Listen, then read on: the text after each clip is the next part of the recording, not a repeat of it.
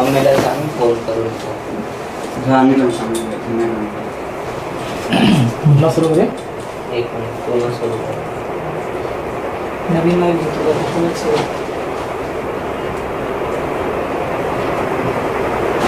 नमस्कार दर्शक हो, मी ॲडव्होकेट सिद्धार्थ सोनाजी हिंगळे आपलं शोषितांचा आवाज विक्टिम ऑफ व्हॉइस या यूट्यूब चॅनलवरून सगळ्यांचं सहर्ष स्वागत करत आहे. आज आपण एक विशेष प्रोग्राम या यूट्यूब चॅनलद्वारे आयोजित केलेला आहे. त्याचं नाव आहे न्याय की अन्याय. आज महाराष्ट्रासहित संपूर्ण देशभरात ॲट्रॉसिटीचे जे प्रकार आहेत ते वाढत आहेत.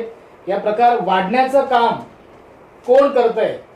शासन करतंय, प्रशासन करतंय, किंवा प्रशासनातले अधिकारी करत आहेत किंवा जनता करत आहे? हा प्रश्न तुम्हालाही आहे, प्रश्न आम्हालाही आहे. म्हणून आपण आज या व्हॉइस ऑफ विक्टिम शोषितांचा आवाज चॅनलद्वारे न्याय की अन्याय हा प्रोग्राम करत आहोत. या प्रोग्राममध्ये आपल्या बरोबर आज आपले खास पाहुणे ॲडव्होकेट अमित कट्टारनवरे हे उपस्थित आहेत. अमित कट्टारनवरे साहेबांची ओळख ही काही कालावधीतच पूर्ण लोकांना माहिती पडलेली आहे, पूर्ण महाराष्ट्राला माहिती पडलेली आहे. ॲट्रॉसिटीमध्ये चॅम्पियन वकील म्हणून त्यांची पूर्णपणे ख्याती महाराष्ट्रात पसरलेली आहे. त्यांनी बरेचशा वंचितांना ज्यांच्यावरती ॲट्रॉसिटी झालेली आहे, ज्यांच्यावरती अत्याचार झालेले आहेत, त्यांना न्याय मिळवून देण्याचं कार्य त्यांनी केलेलं आहे. तर आपल्यासोबत आहेत ॲडव्होकेट अमित कट्टारनवरे. सर, तुमचं सहर्ष स्वागत आहे आजच्या या कार्यक्रमामध्ये. नमस्कार. आपण पाहत आहात की महाराष्ट्रभर नव्हे तर देशभरात ॲट्रॉसिटीचे प्रकार फार वाढलेले आहेत. नुकताच हाथरसचा प्रकार आपल्याला माहितीच आहे. तर आपण सुरुवात करूया. आपल्याला काय वाटतं की हे जे प्रकरण होतं हाथरसचं किंवा इतर जे प्रकरण घडतात ॲट्रॉसिटीचे, याची सुरुवात कुठून होते आणि कशी होते, आणि ती जी दखल घ्यायला पाहिजे असते ती दखल घेतल्या जात नाही? तर आपल्याला असं का वाटतं की दखल का घेत नाहीयेत अधिकारी? तुमचा जो प्रश्न आहे ते दखल का घेत नाहीयेत, तर मला असं वाटतं की बहुतेक अधिकाऱ्यांना ह्या कायद्याबद्दल माहिती नसावी, आणि काही अधिकाऱ्यांना कायद्याबद्दल माहिती असेल तरी पण त्या कायद्याचा धाक त्यांच्यावरती नाहीये. कारण की ह्या कायद्यामध्ये इतक्या कडक आणि कठोर अशा तरतुदी आहेत. त्या तरतुदींचं जर इम्प्लिमेंटेशन जर होत नसेल तर अन्याय आणि अत्याचाराचं प्रमाण अधिकाधिक वाढत जाणार आहे. आणि त्याच्यामुळे समाजावरती जो होणारा SC/STच्या लोकांवरती जो होणारा अत्याचार आहे त्या अत्याचारात वाढ होत आहे. आता आपण नजीकच्या काळामध्ये जी सुधारणा या कायद्याच्या अंतर्गत झालेली आहे ती सुधारणा का करण्यात आली, काय कारण आहे त्याच्या पाठीमागे, याचा आपण विचार करायला पाहिजे. कारण की 1989 मध्ये हा कायदा अस्तित्वात आला. या कायद्याच्या अगोदर 1955 साली अस्पृश्यता प्रतिबंध अधिनियम हा जो अनटचेबिलिटी ऑफेन्सेस ऍक्ट 1955 हा जो कायदा डॉक्टर बाबासाहेब आंबेडकर हयात असताच्या वेळेस तो 1955ला बाबासाहेबांचं महापरिनिर्वाण 56 झालं आणि 1955चा ह्या कायद्याचं नाव देण्यात आलेलं आहे. परंतु तो कायदा देखील कुचकामी ठरल्यामुळे नागरिक हक्क संरक्षण अधिनियम 1955 हा कायदा पुन्हा एकदा त्याच्यामध्ये अनटचेबिलिटी ऑफेन्सेस ऍक्ट मध्ये अमेंडमेंट झाली आणि त्याला नागरिक हक्क संरक्षण अधिनियम ठेवण्यात आलं. तो देखील कायदा या SC/STच्या आपल्या समाजावरती अत्याचार जो होतो तो रोखण्यासाठी, त्याला प्रतिबंध करण्यासाठी कुचकामी ठरत असल्यामुळे 1989चा कायदा अस्तित्वात आला. तो देखील कायदा त्याची अंमलबजावणी प्रभावीपणे व्हावी त्याचे रूल्स फ्रेम करण्यात आले 1995ला. तो देखील कुचकामी ठरण्यात आला. म्हणून 2016ला 14 एप्रिल 2016ला भारतीय राज्यघटनेचे शिल्पकार परमपूज्य बोधिसत्व डॉक्टर बाबासाहेब आंबेडकर यांच्या जयंतीचे औचित्य साधून केंद्र सरकारने ह्या कायद्यामध्ये देखील 1995च्या कायद्यात सुधारणा केली आणि तो लागू झाला 14 एप्रिल रोजी. आणि 26 जानेवारी 2016ला हा अधिनियम जो आहे 1989चा अनुसूचित जाती जमाती अत्याचारास प्रतिबंध सुधारणा अधिनियम 2015 हा 26 जानेवारी 2016 रोजी तो अस्तित्व परत पुन्हा त्या सुधारणा होऊन. परंतु आपल्याला प्रश्न हा आहे की एवढ्या सुधारणा करण्याची गरज काय? अगोदरचा कायदा जर थोडं थांबवतो वकील साहेब. 65 वर्ष झाले या कायद्यात सुधारणा करण्यात आल्या, म्हणजे याचा अर्थ असा की याची अंमलबजावणी परिपूर्ण होत नाही आहे, किंवा केंद्र शासन, राज्य शासन किंवा प्रशासन या कायद्यासंदर्भात गंभीरतेने विचार करत नाहीये किंवा जे अत्याचार करतात त्यांच्या मनावरती धाक निर्माण करण्याचं काम प्रशासनाने केलेलं नाही, तुम्हाला असं वाटतं का? सर, तुम्ही सलग 3 प्रश्न विचारलेत. पहिला जो प्रश्न आहे की 65 आपला देश स्वातंत्र्य झाल्यापासून हे कायदे सुधारणा होत आहेत. नक्कीच कायद्याने पार्लमेंटने बेस्ट आणि बेस्ट लॉ SC STच्या अधिकारांचं संरक्षण करण्यासाठी दिलेले आहेत. ते कोणीही नाकारू शकत नाही.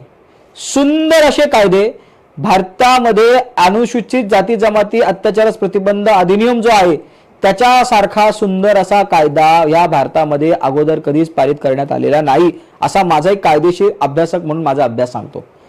परंतु प्रॉब्लेम का त्याच्या अंमलबजावणीचा.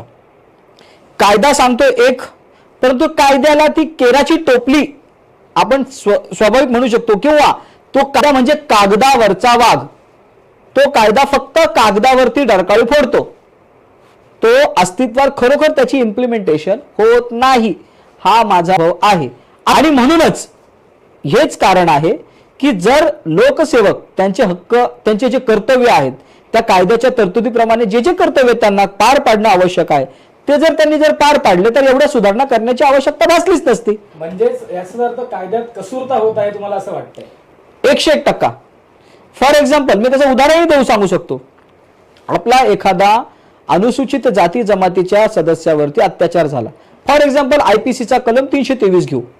जर नॉन SC STच्या व्यक्तीने त्याच्या कानशिळावर थापड मारली किंवा त्याला दम दिला, तुला बघून घेतो रे, जर त्याला धमकी जरी दिली असेल आणि जो धमकी देणारा आहे तो गैर अनुसूचित जाती जमातीचा सदस्य असेल आणि ज्याला धमकी दिली तो SC STचा असेल, आणि जर त्या अनुसूचित जाती जमातीच्या सदस्याला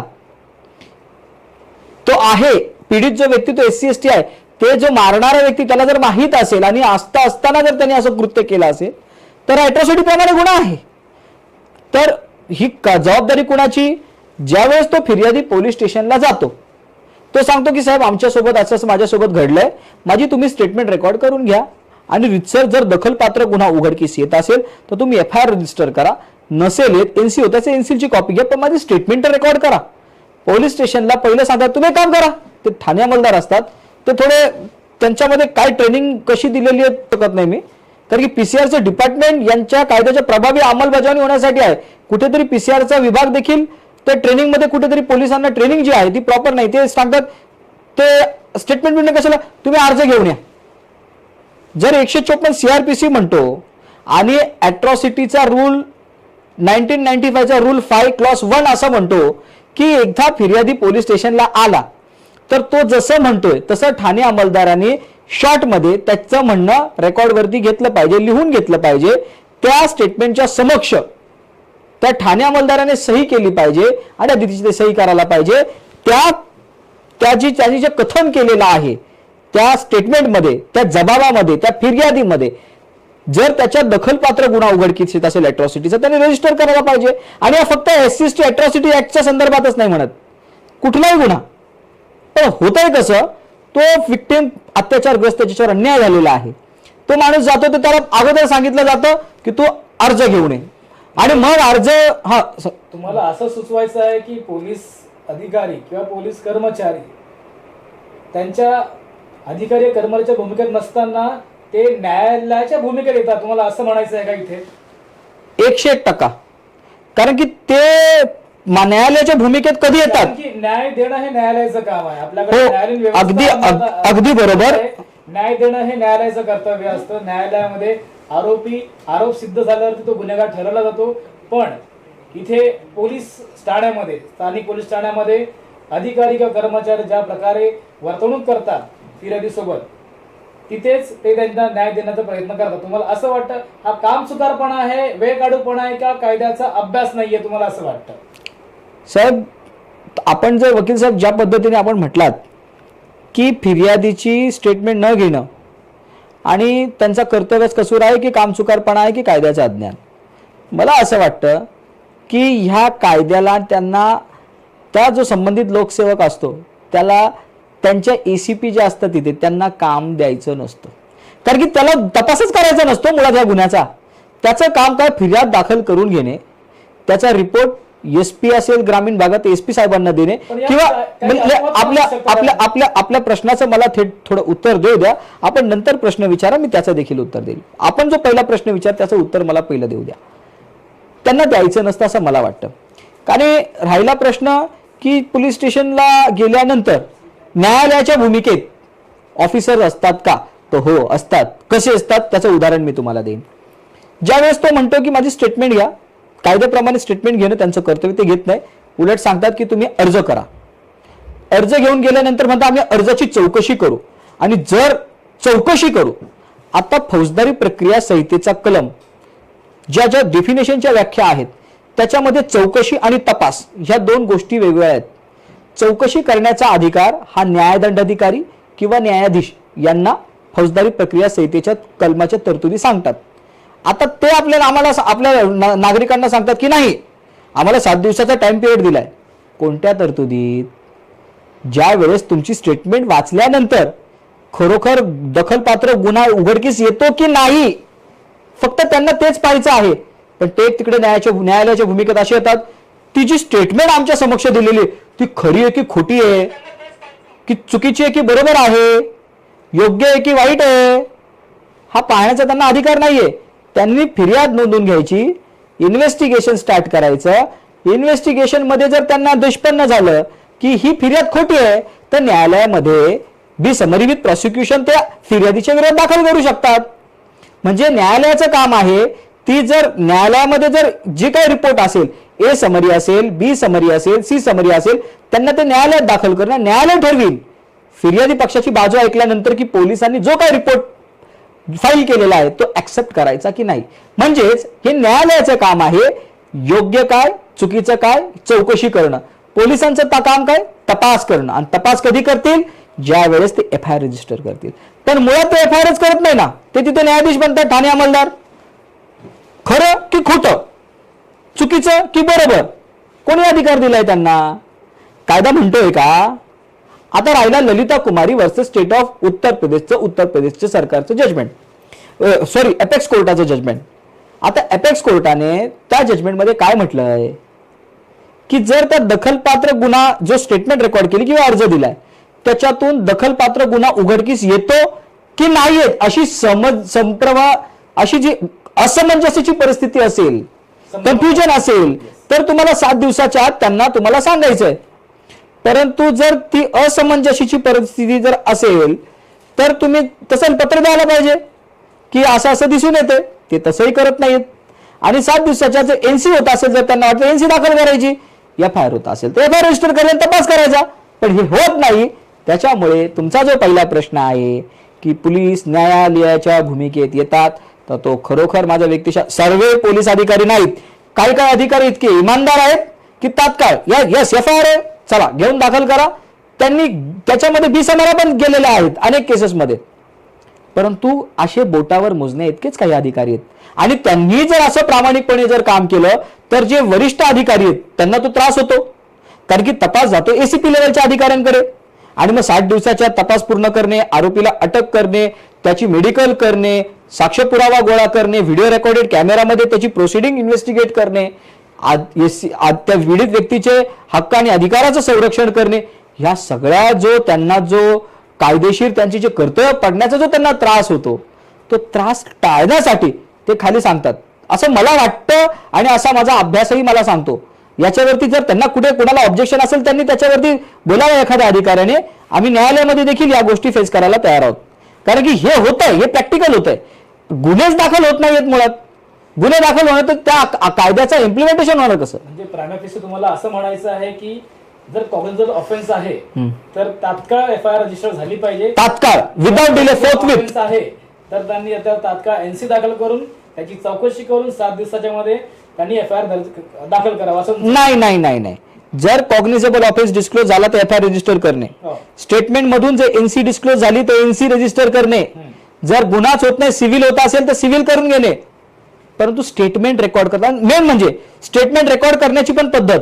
जर कायदा अॅट्रॉसिटीचा म्हणतो की जर पीडित व्यक्ती आला तर काय करायला पाहिजे, अगोदर त्याचं जय हिंद आणि जय महाराष्ट्र म्हणून ठाणे अंमलदाराने स्वागत करायला पाहिजे.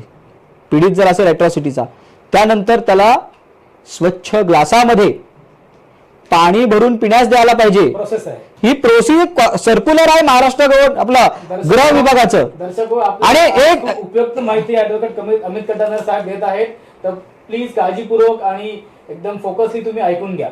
आणि तिसरं म्हणजे सुस्थितीत बसण्यासाठी खुर्ची त्याला बसायला दिली पाहिजे. पण होतंय का तसं?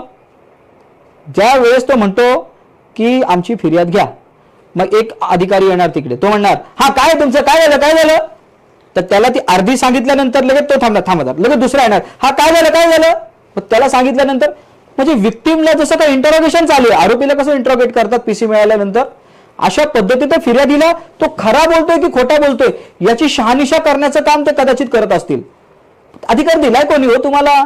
असं का घडतं पण असं? म्हणजे जो फिर्यादी येतो तक्रार घेऊन त्याची तक्रार व्यवस्थित ऐकला जात नाही किंवा त्याच्यावर जो काही तुम्ही सांगितल्याप्रमाणे असं घडत असतं, असं का होतं? म्हणजे ही मानसिकता कुठून आलेली आहे, यांनी कुठपर्यंत जाणार, कधी संपणार आहे ही मानसिकता? आता ही मानसिकता, व्हेरी नाईस क्वेश्चन. कसं वकील साहेब बघा, आपणही मीही आपण कायद्याचे अभ्यासक आहोत, कायद्याचा आपल्यावर धाक आहे. आपण एखादं बेकायदेशीर कृत्य करता वेळेस आपल्याला भीती वाटते. कसली? कायद्याची. आपण 10 वेळा विचार करतो एखादं गैरकायदेशीर कृत्य करताना, परंतु काही अधिकारी असे आहेत ना, त्यांना भीतीच नाही हो मुळात या कायद्याची काय होणार आहे. आणि काहीतरी असेही अधिकारी आहेत SC ST चे, मी तर शेड्यूल कास्ट आहे, माझ्यावर थोडी सेक्शन 4 लागू होतं आणि म्हणणार मी जेबीवाला आहे. एकदम परफेक्टली हेतुपुरस्पर वरिष्ठ अधिकारी त्यालाच बसवणार, याच्यावर थोडी सेक्शन 4 अप्लाय होतो. परंतु जो अधिकारी त्याला बसवतो आणि ज्या उद्देशाने बसवतो दाखलच करून घ्यायचा नाही मुळात. अच्छा, म्हणजे समजा एखादा फिर्यादी गेला तक्रार नोंदवायला SC ST ऍक्ट अंतर्गत, आणि तिथे जर समजा SC ST चाच अधिकारी तिथे बसवला, त्याने तक्रार नोंदवायला कामचुकारपणा केला किंवा नानगुन्हा केलं, तर आपण त्याच्या विरोधात जाऊ शकत नाही, कारण की तो SC ST चाच आहे. असा त्यांचा समज आहे. पण काही वकील आहेत ना, त्यांना माहिती आहे त्यांच्यासाठी स्पेशल सेक्शन्स आहेत. तुम्ही हे सेक्शन प्लीज कॅमेरा समोर सांगा, दर्शकांना व्यवस्थित कळू दे. बघा, SC ST चे जे अधिकारी आहेत ते जे झालेले आहेत रिक्रूट, ते घटनात्मक त्यांचं पद आहे. भारतीय राज्यघटनेचा अनुच्छेद 16 चा क्लॉज 4 प्रमाणे रिझर्वेशन दिलेलं आहे. रिझर्वेशन काय? ते प्रतिनिधित्व. म्हणजे रिझर्वेशन म्हणजे ट्रेनच्या गाडीमध्ये त्यांना आरक्षण मिळेल तसं नाही, ते SC ST च्या लोकांचं प्रतिनिधित्व करावं म्हणून ती कन्सेप्ट घटनेमध्ये होती आणि त्यांना ते प्रतिनिधित्व करण्यासाठी त्यांची तिथे अपॉइंटमेंट झालेली आहे. प्रतिनिधित्व करणं म्हणजे काय? SC ST च्या लोकांच्या अधिकाराचं हनन करणे, त्यांच्या अधिकाराच्या उपयोगात अडथळा निर्माण करणे नाही. त्यांचं नेमकं कर्तव्य काय? यांच्या अधिकाराचं विशेष संरक्षण करणे. म्हणजे कसं की आला त्या माणसाला असं वाटलं पाहिजे हा SC ST चा माझा प्रतिनिधी आहे. ही दुसरी कदाचित वाटत असेल याने आमचा आणखीन दक्षतेने, कारण की आपण पाहतो की अॅट्रॉसिटीचे मॅक्झिमम तपास जे ते SC ST च्या लोकांकडेच दिले जातात. अॅट्रॉसिटीच्या याच्यामध्ये का दिले जातात? कारण की त्या अपॉइंट करणाऱ्या अधिकाऱ्याचं असं मत असतं की हा सेन्स ऑफ ॲबिलिटी जी आहे, खरोखर याची तपास करण्याची क्षमता, याचा या कायद्याला जस्टिस, या पीडित व्यक्तीला जस्टिस देण्याचा त्याचा जो मानस आहे तो योग्य आहे, हा त्याचा उद्दिष्ट असतो म्हणून देतात ना. परंतु त्यांना वाटतं की होणार नाही आमच्यावर कारवाई, गुन्हे दाखल न करण्यासाठी यांचा वापर केला जातो. परंतु त्यांच्यावर कारवाई कोणत्या तरतुदीने होऊ शकते ही गोष्ट माहिती होते.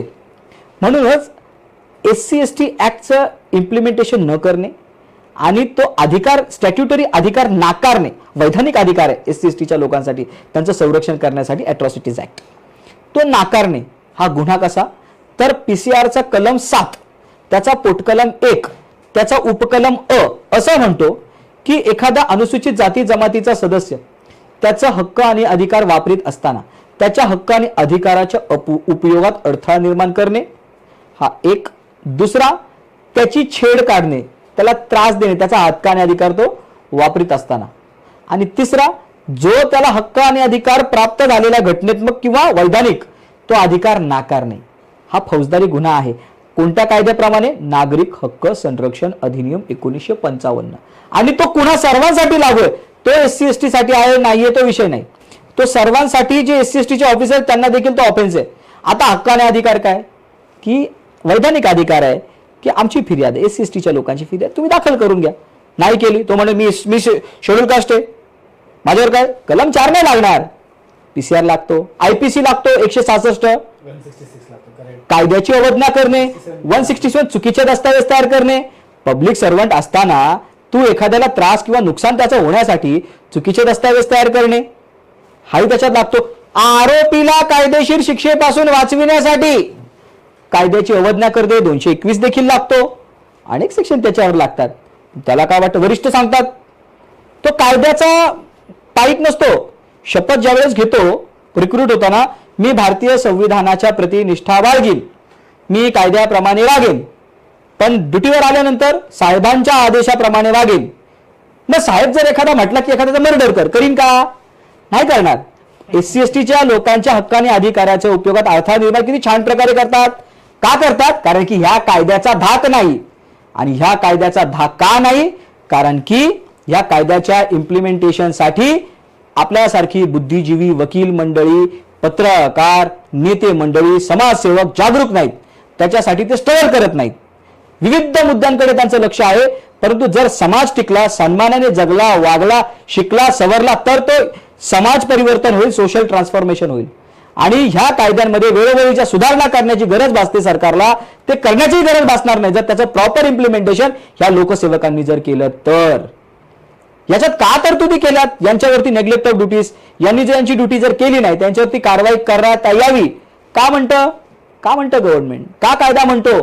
का पार्लमेंटली जी लोक आपण निवडून दिली खासदार, ती का काय त्यांना समजत नाही? त्यांना डोकं नाही? बुद्धिजीवी लोक आहेत. राज्यसभेमध्ये शिकलेली सवरलेली लोक जातात. का केलं त्या तरतुदी? आणि जर ह्या तरतुदीचं इम्प्लिमेंटेशन जर प्रॉपर होत नसेल, काय फायदा त्या कायद्याचा? फक्त आपण त्या कायदा खूप कडक आहे, इम्प्लिमेंटेशन जर आपण करू शकलो नाही तर ह्या कायद्याचा काही मतलब नाही. अन्याय अत्याचाराचं प्रमाण किती कायदे कडक केले तरी ते कमी होणार नाही, असा माझा कायदेशीर अभ्यासक म्हणून मत आहे. म्हणजेच आपल्या बोलण्यात असं जाणवतं की कायदा किती कडक असला, किती कठोर असला, तर त्याची अंमलबजावणी व्यवस्थित होत नसल्यामुळे कायद्या अत्याचाराचं प्रमाण हे वाढतच आहे. आपल्या बोलण्यातून मला आणखी असं जाणवलं की समोरचा अधिकारी किंवा कर्मचारी कुठल्याही वर्गाचा असू दे, जर त्याने कायद्यात कसूरता दाखवली तर त्याच्यावरतीही IPC प्रमाणे, सिव्हिल प्रोटेक्शन ऍक्ट प्रमाणे गुन्हे दाखल होऊ शकतात. हा फक्त SC ST यांच्या पुरता प्रश्न नाही, तर हा समस्त नागरिकांच्या हक्काबाबत प्रश्न आहे. जर कुठल्याही नागरिकाला जर पोलीस स्थानकामध्ये फिर्याद घेण्यापासून जर कोणी रोखत असेल तर तुम्ही ही जी मुलाखत पाहून तुम्हाला ह्याच्यामध्ये बरंच काही तुम्हाला शिकता येईल आणि बरंच काही तुम्हाला गोष्टी पुढे करता येतील. ह्या मुलाखतीतून एक मोठा मुद्दा उपस्थित होता. आपल्याला एक ज्ञान मिळत आहे की जर एखाद्या फिर्यादी तक्रार जर पोलीस अधिकारी घेत नसतील किंवा काही टाळाटाळ असतील तर तुम्ही त्यांना हे सांगू शकता. तुम्ही याच्यावरती एक विशेष अभ्यास करू शकता. मला या प्रश्नावरती आणखी उपप्रश्न आपल्याला विचारायचे आहेत. काही ठिकाणी आपण असं पाहिलेलं आहे, खोट्या केसेस पण दाखल झाल्या आहेत SC ST नुसार. काही जे हौशे नवशे असतात किंवा काही उगाचच भांडणं करून की मी SC STचा एक घटक आहे, मला जातीवर शिवीगाळ केली आणि मला याच्यात मध्ये त्रास झालेला आहे, आपण केस दाखल करा. अशा केस दाखल होते. समजा एखादा व्यक्तीने असं गुन्हा केलेला नाही पण तोही व्यक्ती याच्यामध्ये अडकला जातो, तर यावर आपण काय सांग? कारण की अशा बऱ्याचशा केसेसमध्ये मध्यंतरी घडलेल्या आहेत, मधल्या काळात घडलेल्या आहेत. त्यामुळे SC ST ऍक्ट मध्ये बदल करावा अशी मागणी आली होती, अमेंडमेंट करावा अशी मागणी आली होती. तर आपण यावर काय सांगणार? आता ही जी मागणी आहे ती मागणी आता रेपच्या केसेसमध्ये पण लग्नाचा आमिष दाखवून रेप, तर तुम्ही तिथे कम्पेअर करता म्हणजे मागणीला, असं तुम्ही म्हणताय? वकील साहेब, अँकर साहेब, मला माझा प्रश्न थेट उत्तर देतो. तुम्ही काउंटर करा, तुमचा अधिकार आहे पत्रकार म्हणून, वकील म्हणून तुम्ही मला काउंटर करा, मी त्याचं नक्कीच उत्तर देईन. पहिला प्रश्न जो आहे, मी तेच तुमच्या प्रश्नाकडेच येतोय. 376 लग्नाचं आमिष दाखवून केलेले शारीरिक संबंध एक्झॅक्ट. आता याच्यामध्ये देखील अनेक केसेसमध्ये बिसमऱ्या जातात. बिसमरी म्हणजे काय? की ती फिर्याद खोटी आहे असे रिपोर्ट जातात. बरोबर आहे. आता पोलीस अधिकाऱ्यांचं काम काय? जर खोटे गुन्हे दाखल होतात तुम्ही FIR रजिस्टर करून घ्या. तपासात निष्पन्न झालं की ही फिर्याद खोटी तर बिसमरी विथ प्रॉसिक्युशन फाईल करा. कायद्यात आहे ना तरतूद, का करत नाही? हा कायद्यामध्ये जर इम्प्लिमेंटेशन मागता की हा कायदा चुकीचा आहे, याचा मिसयूज होतो, ह्या कायद्यामध्ये बदल झाला पाहिजे, विरोध झाला पाहिजे. मग 376 मध्ये पण तोच नियम लागू व्हायला पाहिजे ना. आपला वुमेन्स आहे protection of women's domestic violence act, हा महिलांच्या संरक्षणासाठी त्याचाही दुरुपयोग होतो. अनेक याच्यामध्ये म्हटलेलं आहे. आणि 498 मध्ये आर्नेश कुमारचं तर जजमेंट दिलंय की 7 वर्षापर्यंतच्या शिक्षेमध्ये अटक करू नका, प्रोसिजर फॉलो करा, डीसीपीची परमिशन घ्या, चेकलिस्ट बनवा वगैरे वगैरे. सरकार महाराष्ट्र होम डिपार्टमेंटचं सर्क्युलर येते. का काढलं? मिसयूज होतो ना. मग पार्लमेंटने असं करायला पाहिजे का की तो कायदा 498चा रद्द करा? हे सोल्युशन नाही. कायद्यात तरतुदी आहेत ना. जर खोटे गुन्हे दाखल करतात म्हणून तर बी समरी विथ प्रॉसिक्युशन पोलीस मॅन्युअलमध्ये का तरतूद केली? याच्यासाठीच ना. ती इम्प्लिमेंटेशनसाठी भांडायचं नाही. कायदाच याच्यामधून मानसिकता या कायद्याविरोधातली काय आहे ही दिसून होते. नाही, व्हॉट इज द रिझन? 376 ला विरोध नाही, 498 ला विरोध नाही, डोमेस्टिक व्हायलन्सला विरोध नाही, फक्त अॅट्रॉसिटीला विरोध. मला हे सांगायचं आहे की SC/ST ऍक्ट हे एक शस्त्र आहे.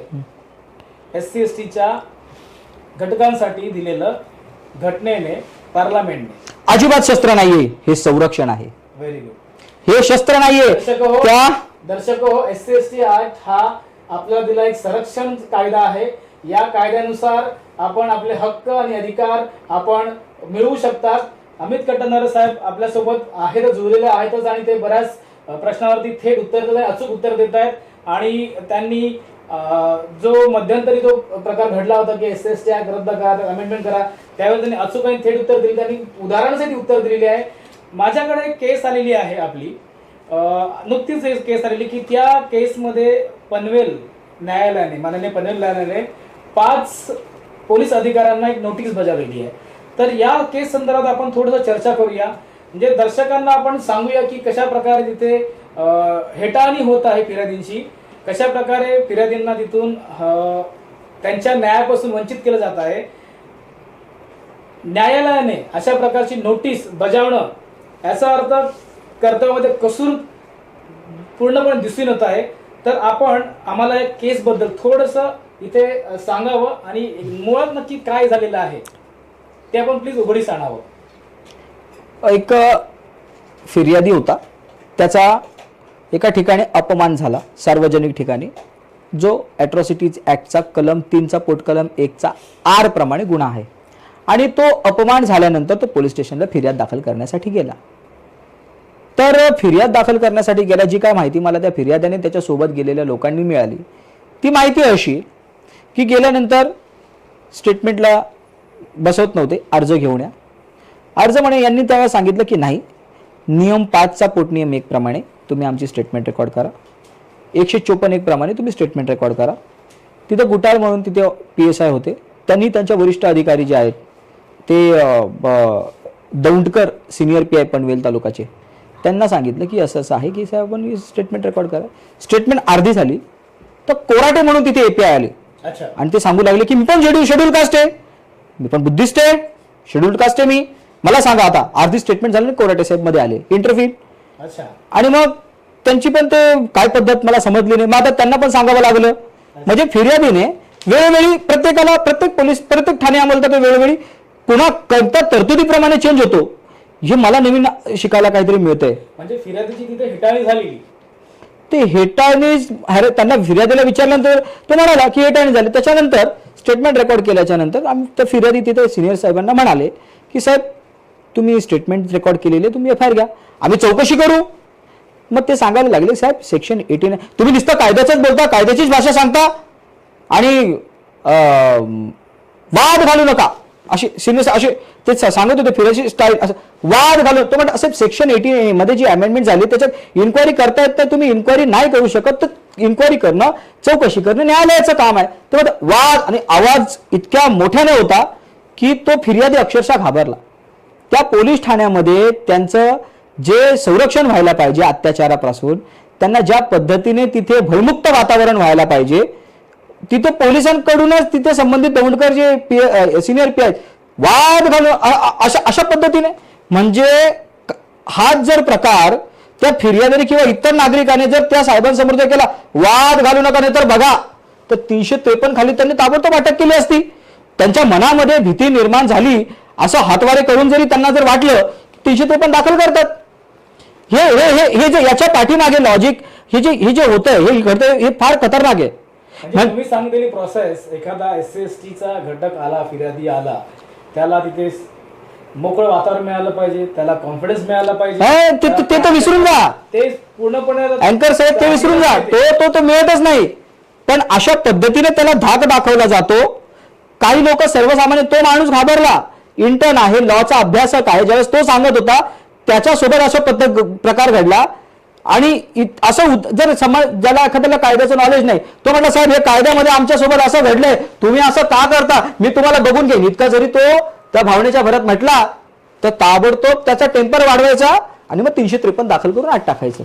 अनेक केसेस सोशल ऍक्टिव्हिस्ट लोकांवरती अशा खोट्या केसेस दाखल केल्या. गैरफायदा आहे का? येस. आणि गेल्या सरकारने हा 353 सेशन कमिट केला. पूर्वी खालच्या कोर्टातून त्याच्यात जामीन व्हायचा, आता त्याची पनिशमेंट पण इनॅक्ट केली. हा जो अन्याय होतोय, म्हणजे अत्याचार करायचा झाल्यानंतर त्याचं प्रिव्हेन्शन जर केल्यासाठी पोलीस स्टेशनला गेल्यानंतर पोलिसांनी त्याचं संरक्षण, अत्याचाराचं प्रिव्हेंट करण्याच्या ऐवजी तिथला जो व्यक्ती आहे त्याला धाकदपटशा दाखवायचा, त्याला घाबरावायचं आणि त्याला अशा पद्धतीने उद्युक्त करायचं की त्याच्याकडून काहीतरी रिॲक्शन आली पाहिजे आणि मग त्याच्यावरती खोटे गुन्हे दाखल करायचा प्रयत्न करायचा. असे सर्रास प्रकार घडतात. याच्यामध्ये देखील तो प्रकार घड, परंतु तिथे सुज्ञान फिर्यादी होते, त्यांनी त्यांच्याशी अजिबात वाद घातला नाही. ठीक आहे साहेब, तुम्ही चौकशी म्हणताय, आम्हाला आमची स्टेटमेंटची कॉपी घ्या. स्टेटमेंटची कॉपी घेतली, ताबडतोब तिथले माननीय झोन 2 चे जे DCP साहेब आहेत शिवराज पाटील साहेब, त्यांना आणि CP साहेब नवी मुंबईचे दोघांनाही ईमेल केले. त्याच्यामध्ये रितसर सांगितलं की याच्यामध्ये यांनी ह्या कर्तुतीप्रमाणे यांनी जो गुन्हा केलेला आहे यांच्यावरती तुम्ही कारवाई करा. तिकडनं आम्हाला रिप्लाय आला नाही फिर्यादी पार्टीला, म्हणून त्यांनी PCR ऍक्ट. आता पहिले DCP आणि DCP साहेबांचं काम काय होतं, जर यांची जी फिर्याद आहे, ज्यांची जी कंप्लेंट त्यांच्याकडे गेली, त्याच्यातून जर दखलपात्र गुन्हा उघडकीस येत असेल तर त्यांनी स्वतः एकदा तपास करणे किंवा पोलिसांना संबंधित डायरेक्शन दिली की इन्व्हेस्टिगेशन करा त्या फिर्यादीचं, आणि पोलिसांवरती नेग्लेक्ट ऑफ ड्युटीची कारवाई पण करण्याचे त्यांना अधिकार आहेत. त्यांनी देखील काही केलं नाही आणि रिप्लाय देखील नाही. Let me complete. DCPनी काही कारवाई केली नाही. मग त्याच्यानंतर देखील त्या कायद्यामध्ये रेमेडी आहे. प्रोटेक्शन ऑफ सिव्हिल राईट्स ऍक्टचं खाली एक सेल स्थापन केलेलं आहे DG ऑफिसच्या गायडन्स खाली, महाराष्ट्र सरकारच्या डायरेक्टर जनरल ऑफ पोलीसचा एक ऑफिस आहे, त्याचे हेडक्वार्टरला त्यांचं कार्यालय आहे. पत्र पण माझ्याकडे आलेलं आहे. आणि त्या कार्यालयामध्ये एक ऑफिसर आहेत, त्या ऑफिसर त्यांच्याकडे तिथे SP साहेबांना पत्र दिलं. आता त्या पत्रातली ती तरतूद जी आहे, त्यांची ड्युटी काय, नियम 8चा पोट नियम 9 प्रमाणे जे पब्लिक सर्वंट त्यांच्या कर्तव्यास कसूर करतील त्यांच्या विरोधातली चौकशी करणे, विभागीय चौकशी करण्याचे अधिकार कायद्याने त्यांना दिलेले आहेत. त्यांच्या पत्राचं उत्तर त्यांनी असं केलं की त्यांनी ती चौकशी नाही केली, त्यांनी DCPना मार्क केलं, ते पत्र पुन्हा केलं की तुम्ही चौकशी करा आणि केलेला अहवालाचा परस्पर कोणाला कळवा, फिर्यादीला कळवा. म्हणजे त्यांचं पण कर्तव्य काय आहे, स्वतः करणं, ते पण करायला तयार नाही. मग आमच्याकडे त्या फिर्यादी पक्षाकडे कुठलाच पर्याय उरला नाही.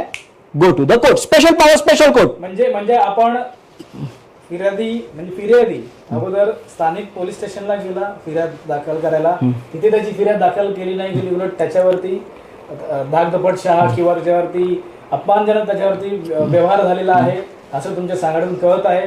त्यानंतर तुम्ही DCP आणि पोलीस कमिशनरला सुद्धा पत्र दिले फिर्यादीने, त्यानंतर त्यावरती काय उपयोग झाला नाही. मग तुम्ही superintendent of police the protection of civil rights सेलमध्ये पत्र दिलं, त्या पत्राचं उत्तर म्हणून एक पत्र पोलीस उपायुक्त, म्हणजे पुन्हा ते पत्र तिकडेच गेलं DCP झोन 2 ला पनवेलच्या, त्या ठिकाणी निष्पन्न झालं नाही. म्हणून तुम्ही section 18A atrocity ऍक्टचा section 18A नुसार तुम्ही माननीय पनवेल न्यायालयामध्ये संदर्भात तक्रार दाखल केली. नाही, सेक्शन 18A जो आहे तो चौकशी करण्याचा अधिकार पोलिसांना नाही. 14 खाली जे स्थापन केलेलं न्यायालय आहे स्पेशल कोर्ट, येस, त्याच्यामध्ये स्पेशल कोर्टाला अशा पद्धतीने जे नेग्लेक्ट ऑफ ड्युटीज करणारे जे अधिकारी आहेत त्यांच्या गुन्ह्याची दखल घेण्याचा आणि त्यांच्या विरोधात पिनल ऍक्शन घेण्याचे मॅन्डेटरी प्रोव्हिजन आहे, डिस्क्रिशनरी नाही. शाल म्हटलेलं आहे त्या तरतुदीमध्ये, त्यांना घेणंच आहे. आणि त्याच्यातली दुसरी एक rights of the victims and विटनेसेसचा चॅप्टर, त्याच्यात कलम 15A पोट कलम 6 उपकलम अ प्रमाणे त्या न्यायालयाची ड्युटी आहे की न्यायापर्यंत पोहोचण्यासाठी संपूर्ण सुरक्षा होण्यासाठीचे आदेश ते पारित करू शकतात. आणि ती तरतूद आणि ते त्यानंतर जर पीडिताची हॅरेसमेंट एखादा लोकसेवक करत असेल, सेम डे त्याच्या कंप्लेंटचं कॉग्निझन्स घ्यायचं. ही कायद्याने त्याच्यावरती जबाबदारी दिलेली आहे न्यायालयांवरती. आणि मला फार अभिमान आहे की न्यायालयाने ज्या दिवशी आम्ही अर्ज दाखल केला, सेम डे त्या अर्जाची दखल घेतली. त्यांनी कमीत कमी त्या कायद्याची अंमलबजावणी करायला सुरुवात केली, त्या अर्जाची दखल घेतली. त्यांना प्रायमपेसी कोर्टाला आम्ही कन्व्हिन्स करण्यास ठरलो, योग्य म्हणजे यशस्वी ठरलो. आणि त्यानंतर त्यांनी शोकॉज नोटीस इश्यू केली तिथले डीसीपी झोन 2 यांना, आणि आरोपी म्हणून त्याच्यात संबोधला आहे. त्याचं कारण काय की ते आरोपीच आहेत. जर कायदा म्हणतो की त्यांनी त्यांच्या कर्तव्यास कसूर केला तर ते आरोपी होतात. म्हणून मी मुद्दामून त्याच्यात उत्तरवादी हा शब्द वापरलेला नव्हता. आणि मेहरबान न्यायालयाने त्यांच्या ऑर्डरमध्ये म्हटलं, issue notice to accused number 125, म्हणजे DCP zone 1 senior DCP zone 2 चे शिवराज पाटील सिनियर. मी नाव घेतो. दर्शक हो, under section 14 of the SC/ST act amendment act 2015 section 14 प्रमाणे माननीय पनवेल न्यायालयामध्ये ॲडव्होकेट अमित कट्टानोरे यांच्या मार्फत हा अर्ज दाखल केला गेला होता 7 डिसेंबर रोजी. आणि त्याच दिवशी माननीय न्यायालयाने शोकॉज नोटीस 5 अधिकाऱ्यांना बजावलेली आहे. आणि या नोटीसमध्ये असं म्हटलेलं आहे की 18 डिसेंबरला सकाळी ठीक 10:30 वाजता आपण स्वतः व्यक्तिगत किंवा आपल्या वकिलामार्फत हजर व्हावे. तसे न केल्यास उक्त अर्जाची एकतर्फी सुनावणी होऊन निकाल दिला जाईल. म्हणजे जर हे आरोपी, म्हणजे त्यात स्पष्ट असा उल्लेख आहे आरोपी म्हणून, जर हे आरोपी न्यायालयात हजर झाले नाही तर एक्स पार्टे ऑर्डर होऊ शकते. तर या मध्ये जे आरोपींची नावं आहेत, Shri Ravindra Daundkar senior PI Panvel taluka police station, mister Korte assistant police inspector Panvel taluka police station, Shri Ravindra Daundkar Shri Umesh Gontar police sub inspector Panvel taluka police station, Shri Shivraj Patil deputy commissioner of police zone 2 Panvel, आणि Shri Krishna V Gardile superintendent of police the protection of civil rights cell. हे कर्डिले साहेब जे ते डेप्युटी सुप्रिंटेंडेंट आहेत, परंतु त्यांनी ते acting for superintendent म्हणून ते सुप्रिंटेंडेंट म्हणताना त्या चार्जेस. मला एक सांगा वकील साहेब, आता या 5 अधिकाऱ्यांविरोधात तक्रार झालेली आहे, त्यांना शोकॉज नोटीस दिलेली आहे. यापुढे काय होऊ शकतं? यापुढे आपण दर्शकांना काय सांगू शकता की आता ही शोकॉज नोटीस गेली तर तुम्हाला ते प्रूव्ह करावं लागणार आहे तिथे कोर्टामध्ये, तर तुम्ही कशा प्रकारे न्यायालयामध्ये आपला युक्तिवाद करणार? हा जो कायदा आहे हा ते डॉक्युमेंटरी एव्हिडन्स वरती आहे. डिफेन्स काय करायचा तो त्यांचा अधिकार आहे, ते करतील. प्राथमिक दृष्ट्या न्यायालयांना जर वाटलं, न्यायालयाच्या अधिकार क्षेत्रात येतं, न्यायालय योग्य तो नक्कीच न्याय देतील. त्याच्यामध्ये एकतर त्यांच्या विरोधात FIRचे आदेश होऊ शकतात किंवा न्यायालय स्वतः दखल घेऊ शकतं किंवा आणि दखल घेऊन डिपार्टमेंटल इन्क्वायरी पिनल ऍक्शनचे आदेश देखील त्यांच्या विरोधात दिले जाऊ शकतात. गुन्हा दाखल झालाच म्हणजे सिद्ध झाला तर शिक्षा म्हणून काय, किती वर्षाची शिक्षा होईल? किमान त्यांना 6 महिन्याची तरी शिक्षा आहे, किमान, प्लस डिपार्टमेंटल इन्क्वायरी. इतका गंभीर कायदा, इतका कडक कायदा, इतका कठीण कायदा असताना गुन्हे दाखल होत नाही. म्हणून मला हा शब्द एकच सुचवतो, हा कायदा म्हणजे कागदावरचा वाघ. फक्त हा कागदावर डरकाळी फोडतो. आता खरोखर हा वाघाची डरकाळी काय आहे ही जनतेने त्याच्यामध्ये ज्यांच्या अत्याचारग्रस्त व्यक्ती आहेत त्यांनी अन्याय निमूट सहन करू नये. या कायद्याचा वापर त्यांनी करायला हवा. एक्झाम्पल सेट करायचं आहे का अशा अधिकाऱ्यांविरोधामध्ये किंवा अशा कर्मचाऱ्यांविरोधामध्ये जे कोणी कायद्याचा कसूर करत आहे त्यांच्यासाठी हे एक्झाम्पल ठरू शकतो मला असं वाटतं? 2 मुद्दे आहेत, हेतू पुरस्पर कृत्य करणे आणि खरोखर चुकीने घडणे. या सिनियर PI साहेबांना मी व्यक्तिशः स्वतः देखील फोन केला, साहेब तिची फिर्याद आहे त्याच्यामध्ये आहे ना, जर दखलपात्र गुन्हा उघडकीस येतोय तर तुम्ही त्याच्यामध्ये FIR रजिस्टर करून घेणं तुमचं काम आहे, तुम्ही करा. आम्हाला जे करायचं ते आम्ही करू, आम्ही कायदेशीर करू, आम्ही चौकशी करू. हे इतकं म्हणजे we are the officer of the court. ते जर घेत नसेल, आम्ही त्यांना कायदा त्यांच्या निदर्शनास आणून देत असेल, आम्ही दबाव आणत नाही त्यांच्यावरती, आम्ही त्यांना कायदा समजून का आमचं कर्तव्य आहे.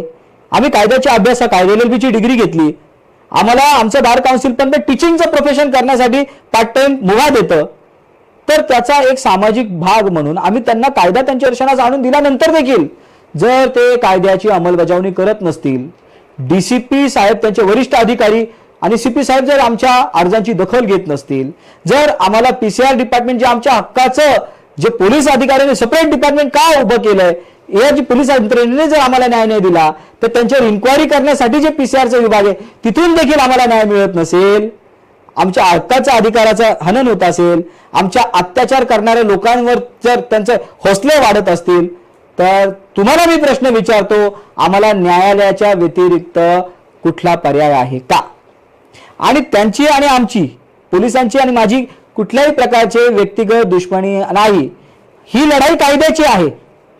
जर त्यांना खरोखर चौकशी करण्याचे अधिकार असतील आणि जर त्यांनी न्यायालयामध्ये सिद्ध केलं, अॅट्रॉसिटीच्या गुन्ह्यांमध्ये देखील आम्हाला चौकशी करण्याचे अधिकार आहेत, समोरच्या विरोधी पार्टीचे स्टेटमेंट घेण्याचे अधिकार आहेत, त्यांचं म्हणणं ऐकून घेण्याचे अधिकार आहेत. आम्ही अर्ज दाखल करून त्यांना फिर्याद्यांना म्हणू, स्टेटमेंट न घेता अर्ज दाखल करून घेण्याचे अधिकार आहेत. त्यांनी न्यायालयाला कन्व्हिन्स करावं आणि न्यायालयातून उचित तो आदेश त्यांच्या फेवरमध्ये घ्यावा. पण जर ते नसेल, कायद्यात जर नसेल, तर नक्कीच मला न्यायालयाकडून अपेक्षा आहे आणि मला विश्वास आहे या न्याय व्यवस्थेवरती, जरूर न्याय होगा. नाही, नक्की जस्टिस प्रिवेल. जिथे तथ्य आहे तिथे सत्य मांडता येतं आणि सत्य न्यायालयातच मांडता येतं आणि न्यायालयच न्याय करत असतो. पण किंबहुना आपल्या या महाराष्ट्र राज्यामध्ये मी जसं मगाशीच आपल्याशी बोलताना म्हटलं आहे की पोलिस न्यायालयाच्या भूमिकेत येत असतात आणि अशा बऱ्याचदा गोष्टी घडलेल्या आहेत. पोलिसांनी न्यायालयाच्या भूमिकेत येऊनच तेच फिर्यादीला न्याय देण्याचं काम ते करत असतात. त्यानुसार त्यांच्याकडूनही काही चुका घडत असतात आणि काही फिर्यादीकडून चुका घडत असतात. दोन्ही बाजून चुका घडत असतात. पण येस, जर कॉग्निझेबल ऑफेन्स असला तर तिथे एफआयआर दाखल झालीच पाहिजे. एफआयआर दाखल होऊन त्याच्यावरती इन्क्वायरी आणि इन्व्हेस्टिगेशन, नॉट इन्क्वायरी, इन्व्हेस्टिगेशन झालीच पाहिजे. आणि जो काही न्याय असेल, जो काही निवाडा असेल ते माननीय न्यायालयच ठरवेल. याच्या पुढे आपण एक दर्शकांना काय सांगू इच्छिता? फक्त SC/ST ऍक्टच नाही, आपण एक वकिलात, आपण समाजातील सर्वच घटकांसाठी आपण लढत असतो. तर अशा प्रकारे जर कुठे एखादा व्यक्ती फसत असेल किंवा एखाद्या व्यक्तीला काही न्याय मिळत नसेल, तर आपण आपल्या या YouTube चॅनलद्वारे शोषितांचा आवाज म्हणजे व्हॉइस ऑफ विक्टिम्स या चॅनलद्वारे आपण दर्शकांना काय सांगू इच्छिता? जर असं कोणी कुठे घडलं तर आपण त्यांना काय गाईड करू शकता, काय मार्गदर्शन करू शकता? माझ्या सांगण्याप्रमाणे घटनाकारांनी जे फ्रेमर्स आहेत, 4 फादर्स आपले कॉन्स्टिट्यूशनचे, त्यांनी या सगळ्यांच्या प्रॉब्लेम्सला सोल्युशन दिलं आहे. कायद्यात तशी तरतुदी आहेत. पोलीस ऐकत नसतील, सेपरेशन ऑफ पॉवर का दिलं?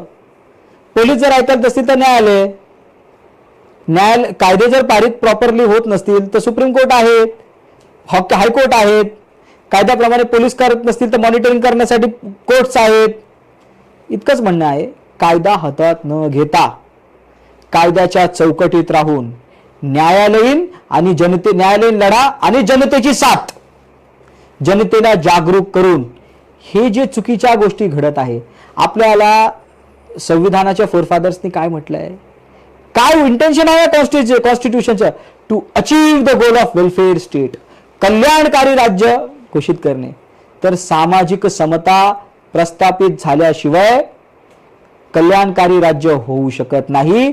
आणि सामाजिक संस्था प्रस्थापित करण्यासाठी आणि कल्याणकारी राज्य होण्यासाठी आपल्या कायदे, संविधानाच्या तरतुदी अंतर्गत जे कायदे पार्लमेंटने आणि महाराष्ट्राच्या विधानसभेने किंवा इतर राज्याच्या विधानसभेने जे कायदे पारित केलेले आहेत, त्याची तंतोतंत जर अंमलबजावणी या कार्यकारी यंत्रणेने केली आणि जर त्या कार्यकारी यंत्रणेने जर ती त्यांची कर्तव्य केली नाही, जर न्यायालयाने योग्य त्या अंकुश त्यांच्यावर ठेवायला जर सुरुवात केली, तर मला असं वाटतं की येणारा या तरुणांचा काळ हा सुवर्ण काळ असेल आणि आपल्या जे 4 फादरचे जे स्वप्न आहे, to achieve the goal of welfare state, कल्याणकारी राज्य निर्माण करण्याचं, ते लवकरच साकार होईल.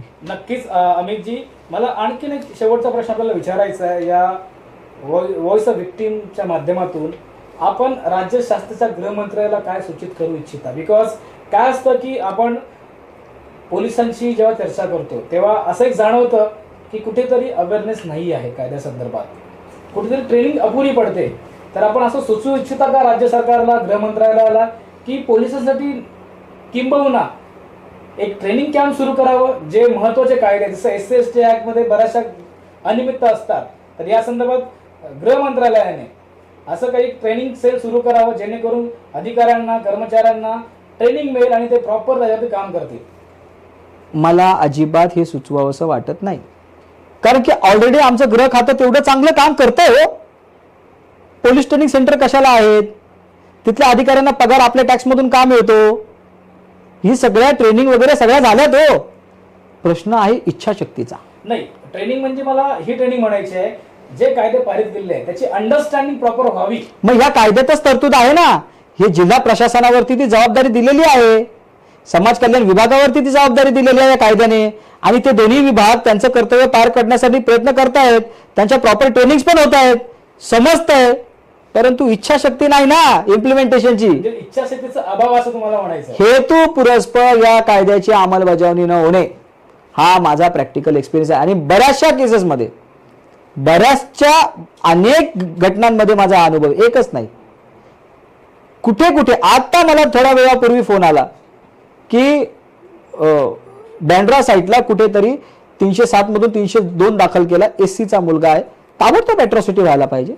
जर आरोपीला तो SC आहे माहीत असताना देखील जर त्याचा मर्डर झाला असेल तर 3 सब क्लॉज 2 सब क्लॉज 5 प्रमाणे अॅट्रॉसिटी आहे, ती दाखल करा, सप्लिमेंटरी स्टेटमेंट घेऊ शकतात, त्याच्यानंतर ते होऊ शकतं. का की मर्डर सारख्या गुन्ह्यांमध्ये नाही होत. What is the reason? Murder, अहो महार बोलला, मांग बोलला, यात अश्लील शिवीगाळ केली, पब्लिक प्लेस मध्ये म्हटला, हा सोडा, मर्डर सिरियस ऑफेन्स आहे ना. IPC मधल्या पण देखील सगळ्यात सिरियस ऑफेन्स मर्डर आहे. त्या जर SC/STच्यावर का केला, कारण की ह्या समाजावरती जे अत्याचाराचं प्रमाण आहे ते कमी होत नाही ना, ते प्रमाण जे आहे ते वाढत चाललं होतं. मग ते प्रमाण कमी करण्यासाठी हा कायदा अस्तित्वात आला. मर्डरची संख्या प्रत्येक 18 मिनिटाला SC/STच्या लोकांवर कुठे ना कुठे अत्याचार व्हायचा, म्हणून हा कायदा अस्तित्वात परत अमेंडमेंट झाली. कारण की जुना कायदा तो पुरेपूर त्यांच्या संरक्षणासाठी होत नव्हता, आणि म्हणून हा कायदा हत्यार नाहीये, प्रिव्हेन्शन आहे, संरक्षण आहे, प्रोटेक्शन आहे. कसलं? हक्क आणि अधिकाराचं, जीवनाचं. सर्वसामान्य जो SC/STचा वर्ग आहे त्याला सन्मानाने, स्वाभिमानाने, ताटमानेने समाजामध्ये मान, प्रतिष्ठा आणि जे काही त्याचे घटनात्मक हक्क आणि अधिकार आहे त्याचं संरक्षण करण्यासाठी हा कायदा आहे. असं जर असेल तर मग त्या अधिकाऱ्यांनी तिथे त्या शपथपत्राचा जो फॉर्मॅट आहे तो चेंज करायला पाहिजे. ते त्याच्यामध्ये त्यांनी म्हटलं पाहिजे, मी वरिष्ठ अधिकाऱ्यांची आदेशाची शपथ घेतो की मी वरिष्ठांच्या आदेशाप्रमाणेच काम करणार, भारतीय राज्य घटना आणि त्याच्या कायद्यातून करणार नाही. असं जर त्यांनी फॉर्मॅट असताना त्यांनी शपथ घेतली असती तर मग आपण म्हटलं असतो की नाही, ते शपथेप्रमाणे योग्य ते कारवाई करतात आणि आमचा जो टॅक्सचा पैसा तो योग्य, पण शपथ घेतात वेगळी आणि काम करतात दुसरं.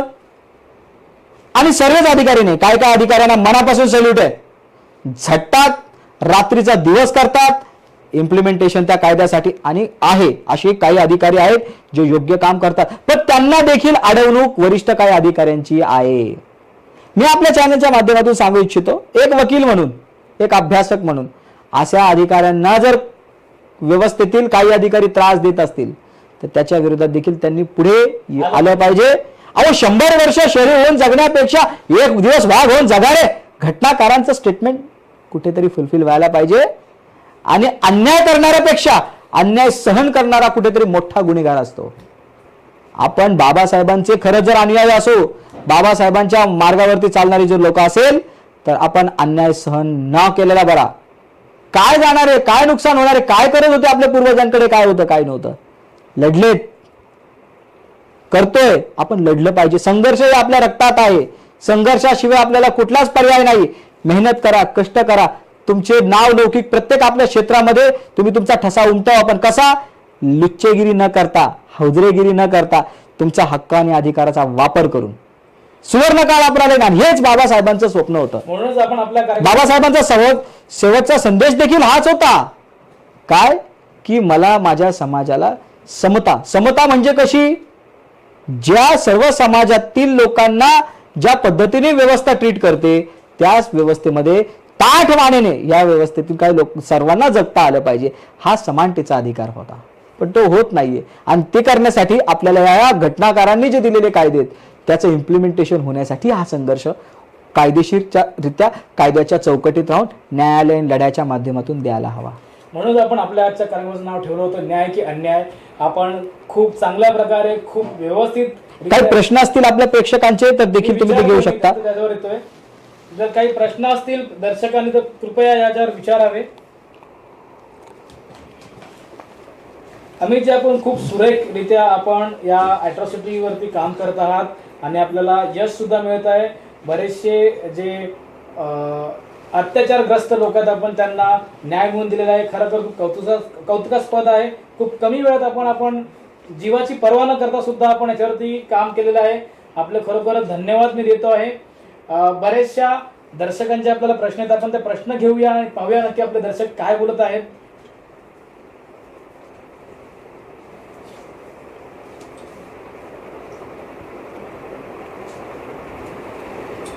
दर्शक हो, काही प्रश्न असतील तर आपण कृपया विचारू शकता. आपल्यासोबत atrocity champion advocate Shri Amit Katangare saheb आहेत. आपल्या प्रश्नाची चोख, थेट आणि अचूक उत्तर ते देतील. क्रिमिनल लॉ विषयी काहीही त्यांनी लोकांनी प्रश्न विचारावेत, मी त्यांचं उत्तर देण्यासाठी हजर आहे. आपल्याला प्रश्न आलेला आहे, कंप्लेंट रजिस्टर करून घेत नाही तर काय करायला पाहिजे. ऍक्च्युली हे सांगितलं आहे सरांनी की आपल्याला काय करायला पाहिजे. तर आपण मुलाखत पुन्हा पसर आपण बोलू शकता 2 सेकंदामध्ये. हा प्रश्न कुणाचा आहे. ट्रायल चिंगचॉंग नाव आहे. मला आय थिंक सो हा जो आहे फेक अकाउंट असावं, कारण की योग्य ते नाव त्याच्यामध्ये नाहीये. मला वाटतं असे आणखीन काही प्रश्न येत असतील तर आपण नक्कीच घेऊ. आपलं YouTube चॅनल आहे. आपण आमच्या ईमेलद्वारे पण आपण प्रश्न विचारू शकता. आणि इतर काही गोष्टी असतील क्रिमिनल लॉ संदर्भात ॲडव्होकेट अमित कटारे सरांचा नंबरही सोशल मीडियावरती आहे. आपल्याला ते कधीही कोणत्याही प्रकारामध्ये आपल्याला मदत करतील. सोशल असेल तर तुम्हाला मार्गदर्शन, कायदेशीर सल्ला, सोशल कामात कायदेशीर मार्गदर्शन सल्ला, केस लढणे नाही, नाहीतर मग रांग लागेल माझ्याकडे, माझं प्रोफेशनल करिअरचा वाट लागेल आणि मग माझा प्रॉब्लेम होऊन जाईल. कायदेशीर सल्ला तुम्हाला मोफत मिळेल. केस तुम्ही यांच्याकडे घेऊन येऊ शकता. बाय द वे, खूप छान मुलाखत आपण दिली. आपण असेच कार्यरत राहा आणि वंचितांना न्याय देण्याचं कार्य करत राहा. समाज आपल्या बाजूने उभा राहील. आणि मला खूप खूप अपेक्षा आणि आशा आहे आपल्याकडून की आपण समाजाला एक चांगल्या प्रकारचं न्याय देण्याचं कार्य करताना पुढेही करत राहा. मित्रांनो, शोषितांचा आवाज म्हणजे व्हॉइस ऑफ विक्टीम हे चॅनल जे सुरू केलेलं आहे ते शोषितांचा आवाज आपल्या